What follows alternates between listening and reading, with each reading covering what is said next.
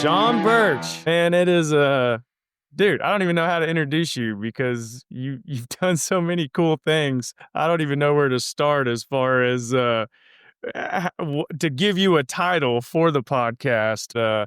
Man, I've been excited to talk with you, and I've been following your story and a lot of your accomplishments and what you're doing in the world right now. And so, brother, just I can't say thank you enough for coming on the podcast today. No, man, I appreciate it, brother. Again, we were talking about earlier, and I love what you do. I love what you're trying to do. I love you interviewing all these great authors and their books, and we need to get that out there more. That guys need to read more. Stop looking at their phones and start Yeah. reading some books. It makes a difference in everything you do and how you perform, both mentally, physically, everything you do. It starts and ends with the books, man. I've been reading a lot of books since I was a kid and continue to do so. So I'm happy to be here. I appreciate it. Yeah. Well, man, I think these conversations go a long way in helping, I don't know, encourage, motivate guys to pick up books and read more, seeing individuals like yourself, scaling mountains, coaching business leaders, focusing on your fitness and knowledge gaining. And I just think young guys, having someone like yourself to look up to and understand how important reading is to you, will motivate them to maybe take that same path and say, hey, if that guy's doing all these amazing things and he believes in reading, well, maybe I need to read too. So, man, that's why I love these conversations. I think it's very motivating to a lot of guys, myself included. I like reading, but I've got some things to do to catch up to your level. So just these conversations are motivating to me as well. I haven't climbed a mountain yet. Hey, you're never too old to start, my friend. Anytime you want some advice on that, I'm happy to give it. I'm always trying to get people out in nature. You find a little bit more about yourself, and in some cases, a lot more about yourself. And if you put yourself out there, get yourself uncomfortable, I think that there's nothing that you cannot strive to achieve that I think that is possible. And that's what I'm trying to do. I think if you look at my resume, I just am trying to get every little ounce of life out of it while we're here. And believe we're all so fortunate to just be alive in this position. So to get, much as you can out of it is the goal. Yeah. Well, tell your story a little bit, 'cause we'll get into your book. You've got a couple books out now, and then your latest one, Sweatworking, I think's awesome because I'm a big. It's funny. My wife is probably I don't know. She keeps us in line from a fitness standpoint. We're both former athletes, but we both work from home, and the amount of time she's like, "We got to go for a walk. We got to go lift now. We got to go do this. We got to get to the sauna." So big believers in fitness, and we hope that it rubs off to the people we work with. They're always asking us questions on what we're eating and what we're doing. And so obviously big fan of what you believe in that regard as well. But man, tell your story just a little bit. I was reading your grandpa told you to live your life. You had some things that you were afraid of. You definitely, if we would have seen Sean in his young 20s, I don't know if anyone would have thought you would have done everything that you've done by this point, based off what you had said. Again, being fearful of certain things, not doing a whole lot, and then all of a sudden, I don't know, it sounded like your grandpa told you to live life, and boy, did you, and have you. But just kind of share a little bit of that background in your story. Yeah, sure. Yeah, my grandfather was a big influence in my life. He was a World War II veteran. He spoke 4 languages. He traveled the world when a lot of people, back then he didn't travel the world unless you were in the army, but he had traveled a lot. He'd been up to the Arctic Circle before even World War II happened. And so I was real close to him. I looked up to him, and on his deathbed, he was always active, and didn't lose his mind, but he had lost his body. Like he couldn't even walk his dog, and I could tell it was really upsetting him. So the last conversation we had, we were talking about that and going through his life. I was trying to record his life, what he had done and things, and he just sat down and says, "Listen, man, I don't want what happened to me to happen to you." And I didn't get that concept because I thought he had done everything, and he was like, "No, man, there's so many goals and dreams I wish I could have done, and I will know I'll never be able to do it. And I don't want that to happen to you." And I really didn't get it until he died. And I was up on the pulpit, talking about my grandfather and just crying my eyes out. And then I was like, you know what? He's right. I just decided, I had a Norwegian girlfriend. I had a house with a white picket fence, and I had a good job. I was traveling a lot. but there were all these goals that were inside of me that I was just like, I have to try this.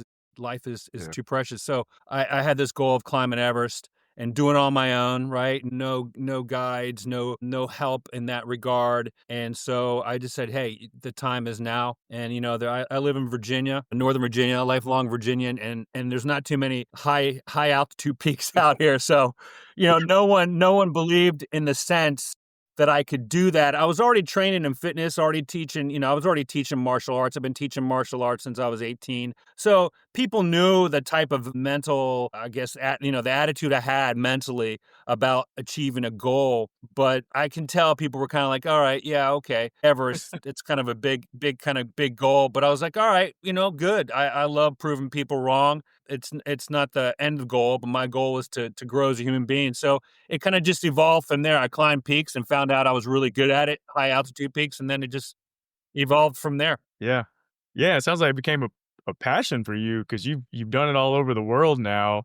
I mean, you've broken records. The first Virginian to scale Mount Everest, so that's a really cool accomplishment to do. And now you've climbed all over the world. I mean, what's the feeling like? Like, is it like a Super Bowl where when you accomplish it, like, just what is it? Because to be honest, I'm not much of a hiker. I love the water, so I'm more of a water guy. My wife drags me out on these short 5 mile hikes with the dog. But like, what's it feel like when you get to the top of these peaks? Well, it's when you climb I've climbed 2 8,000-meter peaks. When you climb those, um, with no supplemental oxygen, it's not glorious at all. It's painful. It sucks. And I climbed Everest back in 2003, so a long time ago. Now it's kind of it's it's a shit show, I believe. I'm not a big believer in what's happened to Everest. It's kind of taken the mountaineering out of mountaineering on Yeah, that. It's all about, hey, look what I can do, look what I can post. And back yeah, then, when I climbed it, it wasn't that way at all for me. And people were starting to climb that mountain that I could see had that type of attitude where they just, they had Sherpas dragging them up the mountain, and all they cared about doing is coming home and telling their buddies. But for me, it was all about the journey of, could I do this? Could I become achieve this dream that I set for myself only 4 years beforehand? The climbing 8,000-meter peaks wasn't too great. It's nice to afterwards. It's great to look back on and say, okay, I accomplished something. But I get much more passionate out of climbing first ascents. Climbed 140 first ascents around the world, and that to me is, I knew as soon as I climbed Everest, I was like, I never want to do something like this again, where I'm just waiting for climbers to climb up, climb down. I almost died on the way down just because I was waiting for climbers who were obviously yeah, hypoxic and they didn't know what they were doing, and their Sherpa had to drag them down, and there was only one way down, the Hillary steps. So I decided, hey, I'm going to start doing first ascents, which are mountains that have never been climbed before. yeah, To me, is the utmost connection with nature, where you're at a place on top of a mountain that no one's ever been. That to me is the ultimate yeah, high I've ever experienced. Nothing compares to it except for the birth of my son. That I just enjoy that so much, of being in an area and say, no one has ever seen this view from where I've been. yeah. And that keeps me motivated, there's many more peaks out there, and I just hope and be fortunate enough to go out there and climb some more of them. Yeah. Yeah, I mean, you seem like, and you hear this from like high performing individuals, high performing athletes, people who are chasing and accomplishing things like you. It is more about the work and the journey more than when you finish it. Like, it's great that you finished it, because then you realize, hey, I put in the work needed and necessary to get to where I wanted to be and what I wanted to accomplish. But now what's next? Like, that's done. So I've accomplished that. I've got to, what's the next challenge? What can I work towards? And so it's really cool that you've got these peaks kind of targeted where you're like, hey, I've done that, I've done that. Where has nobody gone? What has nobody done? What can I do to work towards, putting my name on the first to ever do that? So I love that about people, and again, following high level individuals and just kind of understanding it's about the work. It's not really about the end prize. It's about what you put in to accomplish it. So I just like hearing that because I'm kind of the same way. It's cool when you do something, but it's like, all right, it was more the work was what was enjoyable about it. What do we do next? Yeah, I mean, I got asked for the past 15, 20 years, what's your favorite expedition? I think I've been asked that almost every single time. And for the longest time, I didn't know, because every expedition you learn something. Every world record I've done, I've been fortunate to do. I've learned something through that. But it really, like 2 years ago, I was thinking, it was Everest, because it was interesting. After I got back from Mount Everest, I thought I could just live my life, right? And that would make me happy. And it didn't. It didn't solve anything. I was like, well, if I could do this, can I go to the North Pole and run a marathon? And then when I went there and won the race and broke a world record, well, I was like, well, can I climb up? Can I run up Kilimanjaro faster than anybody? So it was all these physical goals and stuff like that. But I learned, it's the internal journey, man. If you're not happy within yourself, then all this other stuff, whether it's breaking records or whether it's getting a new job or whether it's moving to a new city because you're just looking to change things, you've got to be internally happy. And I think some of the times during that period in my life, didn't feel content and more complete and more happy. And I think once I started narrowing that down and continue to work on it until this day, that's why, when I tell you every day is a Saturday, that's why I try to live my life. Every day is a gift. Every day is a Saturday. So you don't know what's gonna happen to you today. You don't know what's gonna happen to you tomorrow, but you got to treat every day as a gift. Whatever happens in that occurs. So that's one of the big takeaways I learned from nature is that, and that's why I love Yeah. nature and getting out in nature so much, because it's a great teacher. Yeah. Yeah. No, I love that, man. Agree with everything you say. That's incredible. It's such a joy talking to people that have that outlook. Like, hey, we're gonna maximize today. We're gonna make this every day's a Saturday. I'm gonna enjoy it. I'm blessed. And it just changes life in a lot of ways. But no, Sean, Yeah. switching to your book, obviously Sweatworking is your latest work. So, man, what was the motivation behind writing it? Yeah, it's interesting because I've been writing another book for Gen X, for the Gen X generation, which I'm still working on. But I was like a couple years ago, I think it was Men's Health or some magazine, I saw this article on a concept called sweatworking. And I'm like, "Oh, what the hell is this?" And I started reading about it. I'm like, oh, I've been doing that for years, Yeah. teaching business and teaching my fitness classes, around the country and stuff. And when I went to China, I was teaching this. I was like, they have a concept for this. It's called sweatworking. I was like, I've been doing it all along. So then I thought, well, hell, let's try to create the guide Hmm. on how to create new professional relationships through wellness, but try to do it with companies and societies that, to perceive health and wellness in the workplace and Yeah. try to redefine what leadership looks like in the business. So it kind of it started from there, and then I just started writing, and it took me, about a year and a half of straight writing of constant every single day. But that's where it started was, okay, well, they have a word for it, but I've been doing it for a long time, and I think hopefully I can change how people perceive business as it relates to health and wellness in the workplace. Yeah, love that. Yeah, I've been noticing again, I'm in Nashville. I know there's like a new sauna place in town where it's kind of dubbed as a networking sauna, a big room where you can go and have a conversation, talk with other leaders. I was telling someone the other day, I'm in sales for a technology company, and I was looking back as I was going through my biggest accounts, and they all came from relationships I made at the gym, of all places, a CrossFit gym. But there's a correlation there of people wanting to better themselves, wanting to maximize their health and be at the peak of their performance, both in business and fitness. And so you just see a lot of these, I don't know, these things, like you said, these sweat working type of businesses come up, and you're like, dude, I got a blueprint for that. I've been doing that. So it's pretty cool. But what do you, when you go in and talk with companies or individuals about this specific topic, what are some of the things you share with them and how to maximize doing sweat working? Well, the first thing I try to convince them is taking care of your people is good business. And to me, it's it's a no-brainer. But with many executives, um, I haven't seen that done. I've seen it as a kind of a fake thing. It's like, oh, we got to do this because we're supposed to do this, but they really don't believe in it. So when I first start training executive or leaders, when I'm speaking to them, the first things we cover is, take care of your employees, be accountable, and how much wellness can really, at the bottom line, help you build the company and be Yeah. successful. So it really just starts to convince them that that's the most important thing. I think that's one of the reasons why, well, it is the main reason why the first thing I write about in my book is your moral code. What is your moral code? A lot of people, when I ask them that, they don't know how to answer. It's the same thing as what goals do you have for yourself, not for your company or whatever in the next 1 or 2 years. In order to start every meaningful transformation, whether it's in life, whether it's in wellness, professional relationship, lies in your moral code. That is number one. What is your moral code? And if you don't have one, I'm always like, you better get one Hmm.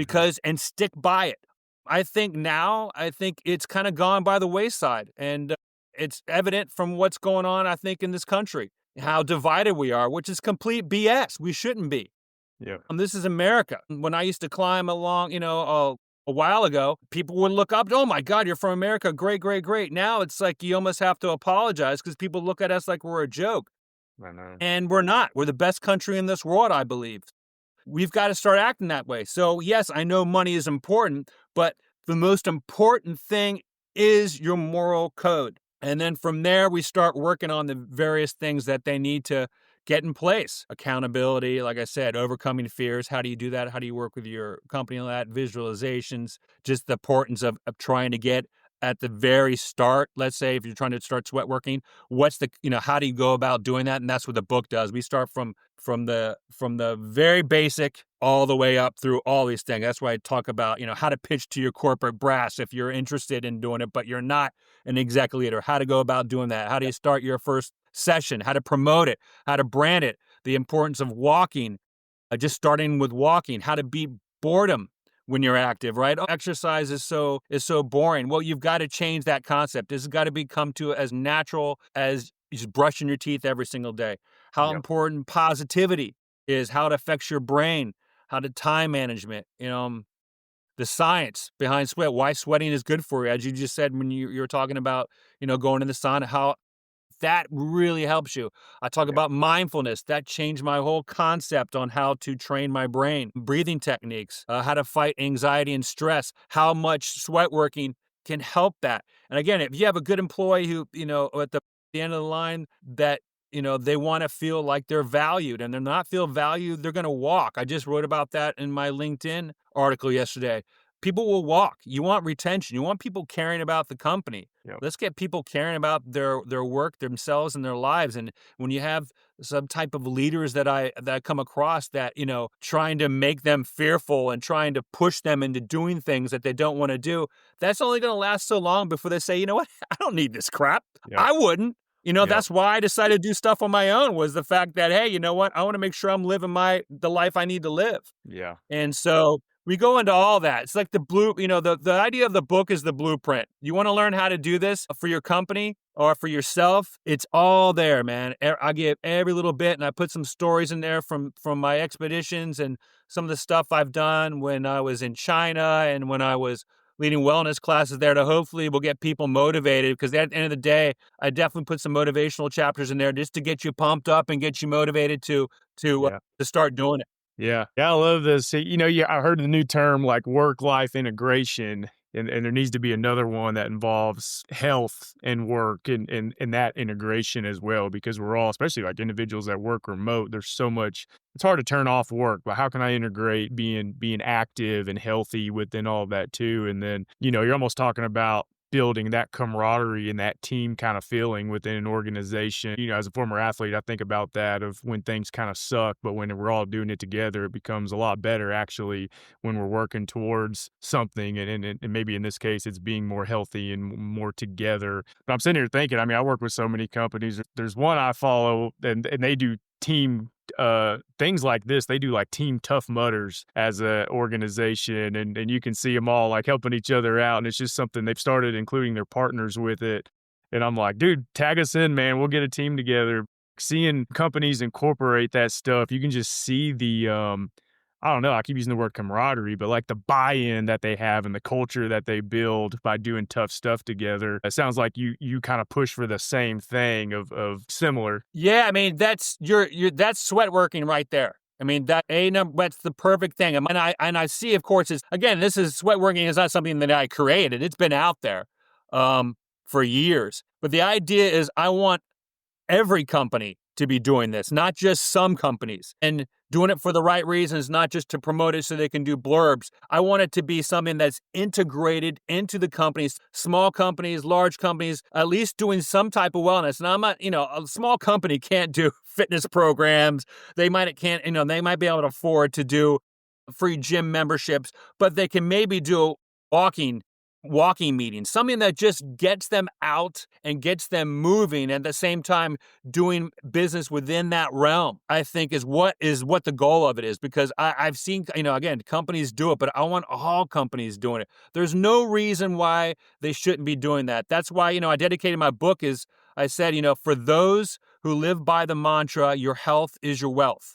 And that Yep. is, to me, the essence of the whole thing right there. Yes, I've got a lot of money, but I feel like shit. I can't do what I want to do in life. You can't be a good father, you can't be a good mother, you can't be a good partner, you can't be a good business associate if you're not healthy. So you have to have that. Your health is your wealth. It's the number one thing that you should be focusing on. And if you do that, everything else I think will start coming down the line. And Yeah. if you're healthy, yes, you might be able to get that new job where you get more pay. Or if you're healthy, you might be able to be a better partner to your spouse, be a better father or mother to your kids, and you're just in better shape. I mean, to me, as you know, it's a no-brainer. But I also get the fact that, hey, it's tough out there, especially now. So, the idea of we can get these companies, every company doing at least something towards building the wellness of their employees, I think it's just a step forward in creating better human beings, which is the goal. Yeah.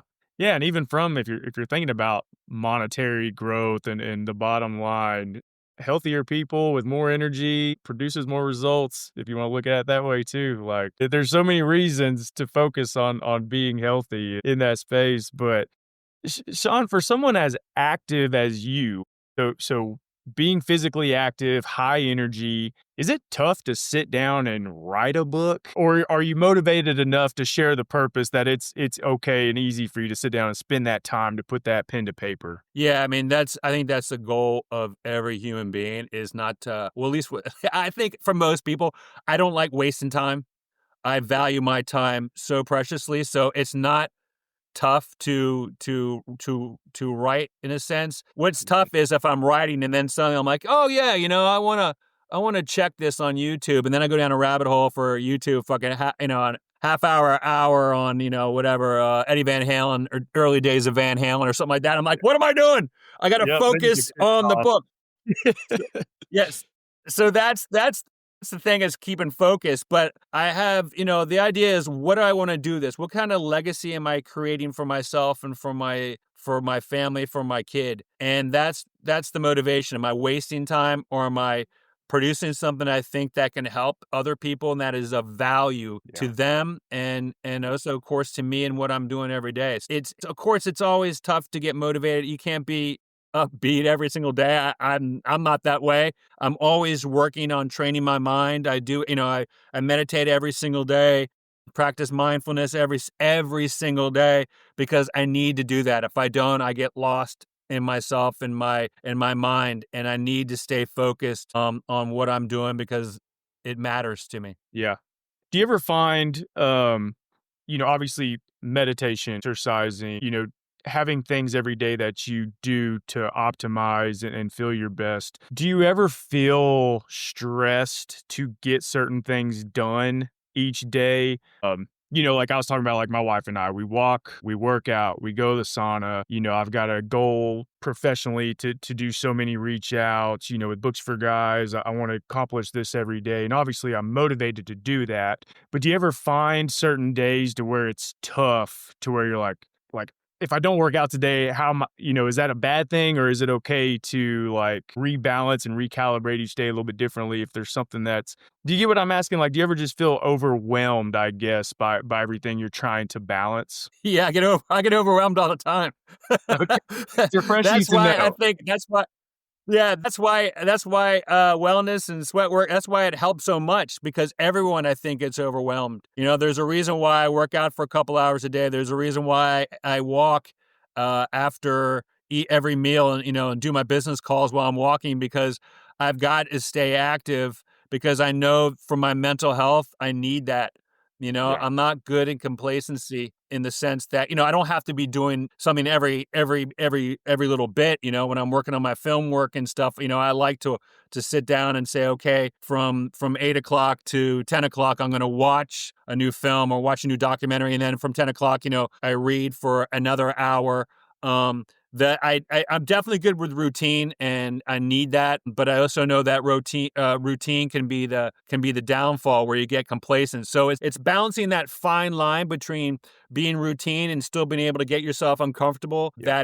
That uncomfortability is getting you still productive in what you think needs to be done in your daily life. Cool. No, it's just refreshing to know that even even high level performers have a little bit of a feeling of being overwhelmed sometimes. Like yesterday, I was taking the dog for a walk during lunch, and I was like, I got so much to do, but I need to go walk. He needs to walk. But it was refreshing when I got back. I felt a lot better, looking at the trees, putting the phone down, leaving it at home. But when you've got a lot that you're driven to do, I can see where sometimes that's a little bit of a struggle. Like I need to go to the sauna, but I also need to reach out to this person, as I might, you think you might not have a chance to connect again.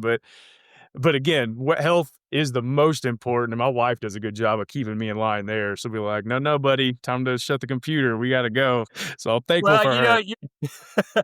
well, you're very lucky. You've got someone to help motivate you. I'm Yeah, not. I'm single. It's self motivation is tough, and to yeah, have someone like your wife there to keep you in line in some instances, that's great. And that's yeah, what I'm trying to get with Sweatworking, is have these leaders be that type of guy to say, hey, I know we're having a tough day, but trust me, this will make you even more productive. Let's go out for a walk and just talk, for 20, 30 minutes or something like that. yeah, And how much that can help the workplace when you get back. Like you were saying, you had so much stuff on your plate, but hey, walking the dog, getting outside, your health is your wealth. And just know the fact, to me, is always like, yeah, you say that, but I don't have time. Just know that will help you.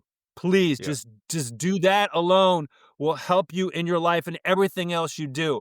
And if people can get that in their mindset and kind of get off this, again, that's why I talk about time management in the book, is the fact that yeah, if you can do that, it will open up everything in your other aspects of your life. And I yeah, know it's tough, and I know it's a tough concept for some people to grasp and to integrate that into their lives, because I've heard it before, doing workshops. People just like, I don't have enough time. I give yeah, them all these little, these answers up. They're like, nah.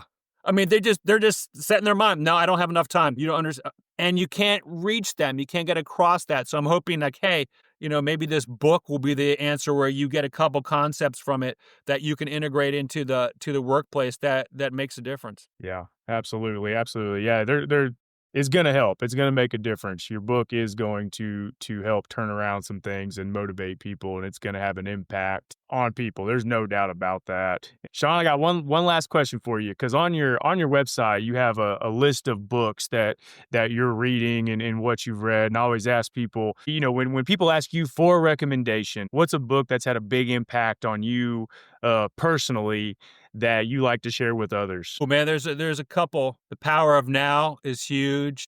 And Mm, my ultimate favorite book of all time is The Untethered Soul. I read that every day, just little blurbs from it. And how it gets you thinking, unthinking, per se, is tremendous. But those are like my ones that like my Bibles for me, and let alone, yeah, I do read the Bible every night. I read passages from the Bible. I don't consider myself, again, over religious, but I'm very spiritual in that sense, and know the value of how lucky we are to be on this earth. So I'm always trying to integrate some of those concepts into my life, because I know it helps me in a lot of ways. But the books I have actually on my website are just ones that I'm reading. I just read a book called Stoner by John Williams that came out in the 1960s. Really good Okay. existential type of inner looking. I don't know if you read that, but it's a really, really good book. No. I just read, I'm usually reading 3 books at different times. I read A Marriage at Sea, which was like a bestseller. That's a really good book on a partnership that they end up being 117 days out in the Pacific Ocean. That's a Wow. really good book. So I'm always, as you probably know, as you read so many books, you forget, like, did I even read that? Because I'd have this check Yeah. back, like, oh, I read this book 2 years ago. But but the Untethered Soul and The Power of Now are kind of books that I go back to time and time again, just to keep my mind and my mental strength there, and how I process life as a human being. Yeah. Love that. I haven't read any of those, so they'll be added to my list. I've got this running list. I'm like, man, I don't know, I need a year of just workout, read, workout, read, workout, read. Like, let's just keep it to that. Maybe I'll Yeah, do that one I'm year. with you. I'm with you. I'm the same way. It's I think everyone who reads a lot, like my mother reads a lot, and we're always like, "Oh, you got like 8 books just stacked up." I'm like, "Yeah, Kidding. there's always something else." But you let me know about you read the Power of Now, Untethered Soul, and let me know how that. I mean, I guarantee it, man. It will change. It will change the way you think in a positive way. It will change the way you look at life. And to me, that's an ultimate book. Is it makes you think afterwards and makes you continually think and make you think, okay, how am I spending my day? Am I being the best human being I can possibly be in that sense? And if am I doing the most I need to do? But I guarantee it. But I'm anxious to see what you think of at least those 2 books, because like I said, those are the 2 biggest influences in my life, or that have been the most impact in my life, have been those, of course. And of course, my own books, writing those books played a huge impact on my own. Yeah. No, it's awesome. Well, I'll move them to the top of my list then. I'll try to knock them out this year and let you know what I think. Beautiful. Usually people get recommendations. They're like, "Yeah, you should read it." You're like, "Dude, you got to read it. Tell me what you think." So I'll just move it on up the list and knock those out. But Sean, Cool. man, can't wait to thank you again for your support. We've got Sweatworking as the book of the week on Books4Guys, so go check it out. Can't wait to see your next book now that you've already hinted that you're working on another one. Yep. We'll have to do another conversation when that one comes out and we can deep dive in there. But man, Sean, keep doing what you're doing. Keep motivating people. Keep doing your work. Keep making a positive difference. And I can't wait to just continue to follow what you do and what you accomplish and just see the impact that you have on people. I really appreciate that, brother. And the same goes to you. I love what you do. You just keep doing what you're doing, and we'll try our best. That's all you can do. Every day's a Saturday. Every Let's day's a keep taking Saturday. that. Every day's a Saturday, baby. Well, I appreciate it, Sean. You got it, brother.